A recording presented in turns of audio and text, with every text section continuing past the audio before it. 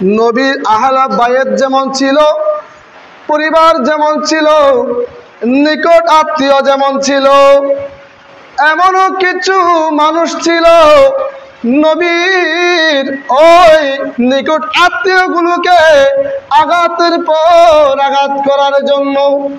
তারা নবীর দুশমন, তারা আল্লাহর দুশমন, তারা ইসলামের দুশমন। কিয়ামত পর্যন্ত নবীর বংশ থাকবে, কিয়ামত পর্যন্ত আক্রমণ হবে। এজিদ কারবালার ময়দানে যার হুকুমে ইমাম হুসাইন রাদিয়াল্লাহু আনহু শহীদ হয়েছে, এই এজিদের দল কিয়ামত পর্যন্ত থাকবে। আবার ইমামে হুসাইনের দল কিয়ামত পর্যন্ত থাকবে। ইমামে মাহদী আলাইহিস সালাম ও ইমামে হুসাইনের পক্ষ থেকে ইসলামের পক্ষে নেতৃত্ব দিবে। উচ্চ আওয়াজে বলুন সুবহানাল্লাহ।